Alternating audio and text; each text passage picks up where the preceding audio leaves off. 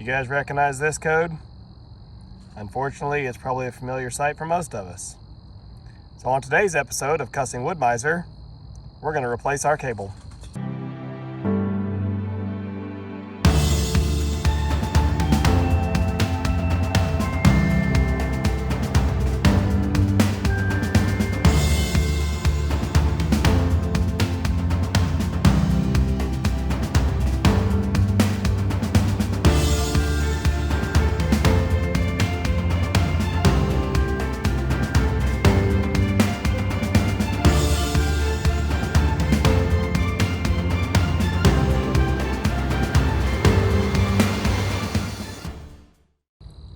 So I called Woodmizer about this, and this has been an issue.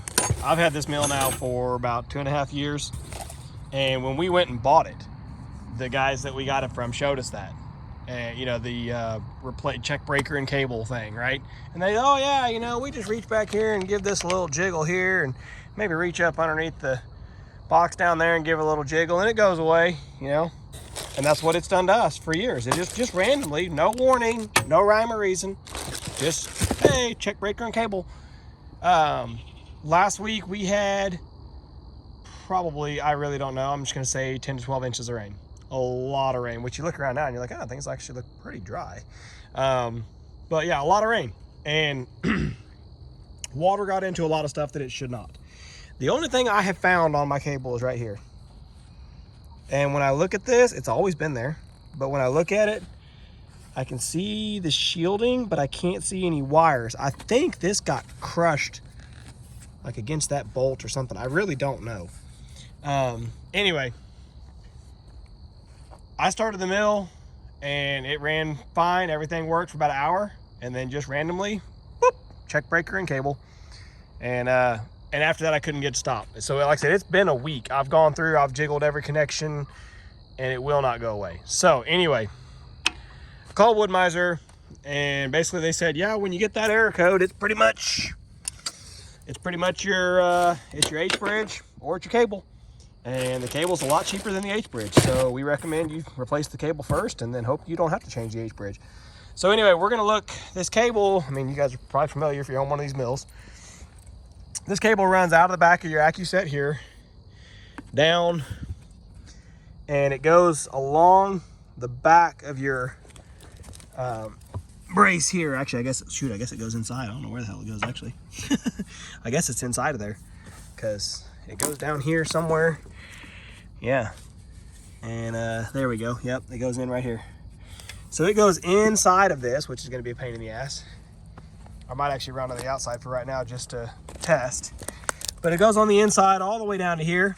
And then here it crosses over and it comes out in your power chain. Goes up and back around and to your main box. I say to your main box here, I'll show you. Comes up right here and then it actually drops underneath. Comes right here into the bottom of whatever you want to call this, your main relay panel or something, I don't know. And then there's this shorter cable here, which comes back out and it actually goes up here and it goes up to your sensor that actually reads, that rides up and down on your scale. So anyway, it's just plug and play like a coax cable. It's just going to be a lot of time taking all these little shields and stuff off to get it in where it needs to be. All right, well, there it is. There it is. Let's hope that really does somehow magically fix it. I just took for now, because I wanted to know right away. I just plugged it in here, plugged it in there, because before I went to taking all these shields off and everything, I wanted to at least just throw it on there and just see. And I mean, according to this, that looks like it fixed it. So this is, we're January 31st of 2024. I believe this cable was, I don't know, just shy of 200 bucks. I think it's like 160 or something when I called him. And now that's the long cable and I got the short cable that goes up inside, but I'm not gonna mess with that one unless I have to, right? I mean, I'll just keep it and have the extra parts. And if I ever get a goofy error code. Now that is one thing, by the way, sorry. I will touch on that because I asked him, I said, is there any way to troubleshoot or how do I know, like, one, can I pin this cable out to verify that it's bad? And he's like, well, I mean, a a really, really, really good electrician could. He's like, but most guys, you know, we're going to check continuity end to end, and you know, that might give you a false positive or a false negative or whatever.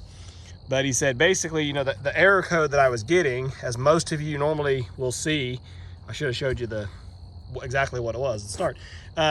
But what it says, you know, check breaker and cable. Well, the breaker it's talking about is, you can't see, but the one on the right that controls your up, down, in and out, all that.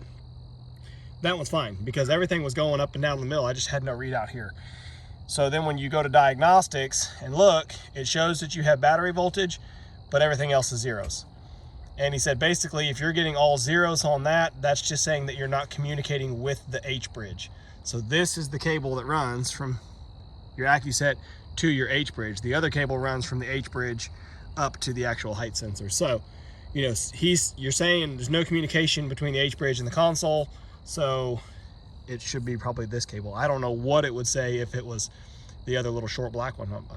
I'm sure we'll find out someday. But anyway, so this looks like it fixed it. Let's hope. Let's keep them crossed, right? Everything's crossed. And so now we'll start taking off these shields and stuff and get this thing installed properly, permanently. All right, you'll have to excuse my after dark footage, but it's on and reading. So, you know, all I did was I went through and I went ahead and put it back exactly where it was inside all these shields. That was, I mean, obviously that's going to be the worst part, is taking off all these shields here. Which you see, it's just these screw heads. They were 3/8 of an inch. I stripped off one of them, which I stripped off one, and I was able to use a 12-point. I got this kind of goofy little set. It says it's an 11/32, but it was like a 12.8 millimeter or something like that. But I was able to pound that 12 point onto it. And break it loose and get it out, which I just threw it out. I'm not gonna try to put a strip screw back in. But yeah, took the shields loose, had to cut all the zip ties loose because there is a wiring harness that runs inside of there also. And then snaking it through the power chain, you know, was as tricky as you might imagine, which I told myself, okay, if I have it down here, you know, that there's less like having to pick up and work under the power chain. And I think that's probably true, because I think if I had the saw head up by the console, the power chain is basically doubled back on top of itself most of the length at that point. I don't know. Maybe not. But anyway, either way, you're going to have a couple spots where you're picking up like this and you're working, you know, you're working down there on the bottom part of the power chain. And you got to hold this part up while you're doing it. And when you do, you're guaranteed to pinch the fat rolls on your arms somewhere in all those little pivot points. But yeah. Run it back up to here, just able to pry these apart, these two wiring harnesses here, pry them apart, cram your plug down between the two, drop it out the bottom, and just give myself a little bit of extra down there. You know, you don't want too much dangling, because as you move back and forth, it could hang up on something if you got, you know, chunks of wood and shit here that shouldn't be here. But yeah. Long story short, swapped out the cable. There's the old one. I guess if anybody wants it, you can have it. It may or may not work. Who knows? It wasn't working. It was working yesterday, right? And then how it works, the old parked vehicles. It was running the last time I used it. Only this one wasn't, because that's why I replaced it. Anyway, looks like it's working. So if you're getting that error, you know, check breaker and cable. It's a good chance it's your cable. And, you know, you might get lucky. You might be able to go wiggle your connections and get it back. If you can't, the cable's pretty quick and cheap. I don't know what you guys' time is worth on your sawmill, but probably... Oh, I wanted to mention that. So this mill is a 2017. We are sitting right at 3,000 hours, 3,040. And I believe this mill, the guys we bought it from did not have it in a shed the day we picked it up. I believe this mill has pretty much always lived outside. So around 3,000 hours. You know, just a few months ago, we had to replace the whole wiring harness. Oh, you can't even see it. It's way down there. We had to replace the whole wiring harness from the ECM up to the engine as well, because we had getting a bunch of fault codes on sensors and things like that. So around 3,000 hours, you might be thinking about having stuff like this on hand, kind of get yourself ready if it does decide to go bad. You know, it took me an hour to swap this out, but it took a week to get parts. So yeah, I guess that's the lesson here. Anyway, it's swapped out. Looks like it's working, and let's hope it stays that way.